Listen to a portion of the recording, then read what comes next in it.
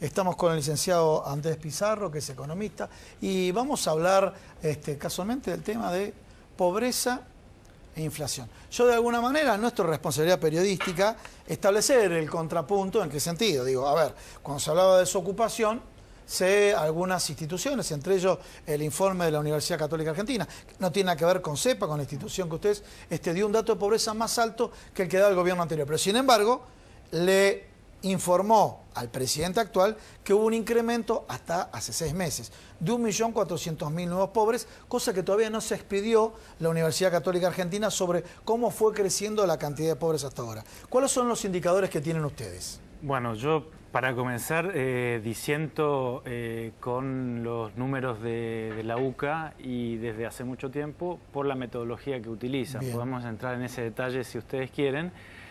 Pero desde el CEPA nosotros venimos midiendo varios indicadores, uno de los cuales es la pobreza desde noviembre de 2015 hasta la fecha. Y lo que nosotros medimos en noviembre es una pobreza del orden de 19%, a diferencia de lo que medía la UCA, que venía diciendo que era 30% prácticamente del 2010. Claro.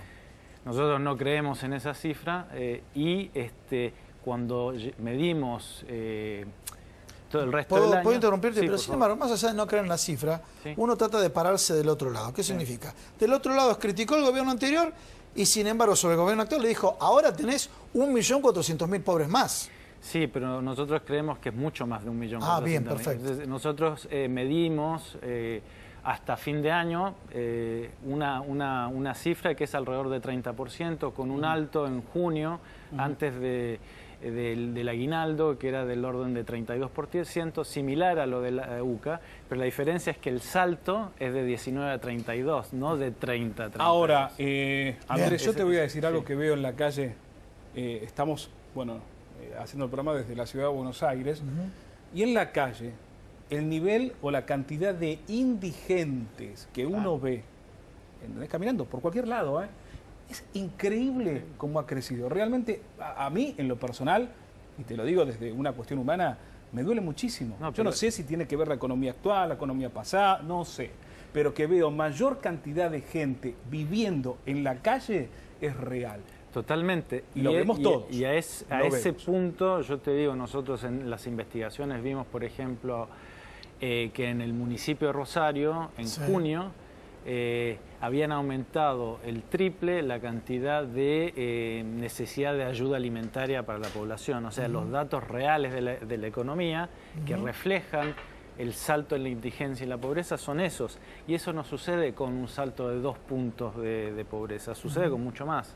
Los datos de la UCA decían que en 2010 la pobreza era de 27% y en 2015 de 30%, con lo cual ese salto de 3 puntos había sucedido en esos años y no vimos ese aumento en la indigencia, lo que vos decís, gente comiendo de la basura, es porque el salto ha sido mucho más alto.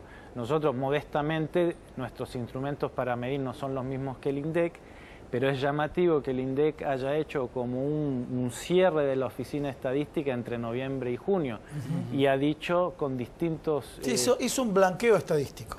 Yo más bien pienso que hizo un oscurantismo estadístico entre noviembre y junio y eligió, cuando sacó las cifras, trató de desprestigiar las cifras anteriores, no solo en pobreza, también en desocupación, en desigualdad. La encuesta de permanente de hogares, con lo que se mide mucho de estos indicadores, han tratado de desprestigiarla, diciendo que distintas cuestiones sobre la expansión de la muestra, etcétera, mientras que antes ningún investigador, incluso la oposición al kirchnerismo anteriormente, había cuestionado la EPH. Entonces, más que un blanqueo, yo creo que ha habido un cierre de la oficina estadística para no hacer el empalme entre los datos. Un periodo y otro. Cerremos con el dato actual. Hoy por hoy hay un montón de instituciones que están dando la inflación por encima del índice, ustedes, pero varios estudios que hacen investigaciones. ¿Qué es lo que está pasando en materia de inflación? Para no darle la razón a uno u otro. ¿Sí? Mira, nosotros, para serte sincero, no medimos inflación. Lo que nosotros medimos es la canasta de alimentos. Sí, señor. Y podemos decirte cómo ha evolucionado los precios de esa canasta, porque con eso medimos la pobreza, y te puedo decir que los alimentos aumentaron, por lo menos los de esta canasta, 70% este año.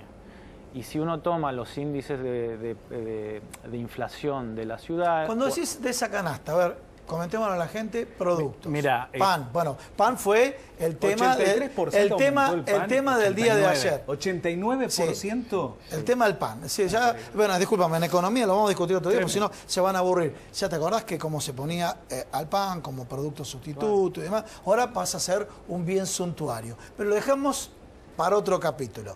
El tema del pan, la leche, las gaseosas. ¿Qué son los productos que incluyen la carne, el pollo, el pescado? Nosotros usamos la canasta básica de alimentos del INDEC, que viene de un estudio nutricional de los años 80, y está basado en una norma, que es que cada adulto, en realidad cada persona, tiene que ingerir un mínimo de calorías para no desnutrirse, y eso en función de Esa es la composición. Claro. Bueno, la norma es un número de calorías que después con una encuesta de gasto de hogares se traduce a una cantidad y a una composición de alimentos. Estamos hablando de alrededor de 37 alimentos que incluyen pan, fideos, verduras, fruta, alguna bebida, té, no me acuerdo los demás, pero son obvio, carne, pollo, son los alimentos, digamos, que mayoritariamente consume la población y en cantidades para ingerir ese número de calorías necesarias para no caer en la desnutrición. Con esa canasta se mide la indigencia. La indigencia es el límite entre desnutrirse y no desnutrirse. Ustedes se presentaron un informe muy interesante, lo comentamos con Leche, que es, el gobierno salió a decir que había aumentado el empleo. Y después resulta, ¿por qué no nos aclaras un poco? Resulta que incluyeron a los monotributistas, incluyeron a los trabajadores temporarios, aquellas actividades que tienen esa fluctuación temporaria, ¿no? Sí, si vos mirás, es un informe del Ministerio del Trabajo y que al final da un saldo positivo en cantidad de empleos, pero es negativo en la cantidad de empleos en situación de dependencia privados, es más o menos empata en el público, pero agregaron los monotributistas, los autónomos, que son muy difíciles de medir, ellos no tienen estadísticas reales como para medir esto, mientras que todos los empleados o asalariados registrados, el mismo empleador está obligado cuando lo registras enviar esos datos al ministerio. Y entonces nosotros lo que hemos visto es que al contrario, ha habido una destrucción del empleo registrado privado del orden del registrado, del orden de 250.000 empleos. 250.000 empleos menos en el término de un año. En términos de registrados, pero ahí viene lo que decía el diputado, que los informales, o sea, los no registrados, es casi imposible de calcular, ¿no? calcularlos por el sistema del Ministerio de Trabajo. Entonces ahí viene la encuesta del INDEC, que la que han publicado, que es la EPH del primer semestre, da ese salto de desocupación del 5,6% del año pasado a 9,3% creo que dijeron. Eso es a junio. Y en esa estadística están los registrados y los no registrados. Entonces no se sabe muy bien cuánto empleo formal se destruye. Pero lo cierto es que la estadística oficial es que ha habido un incremento de por lo menos 4 puntos de desocupación que nos lleva a guarismos del año 2006, más o menos.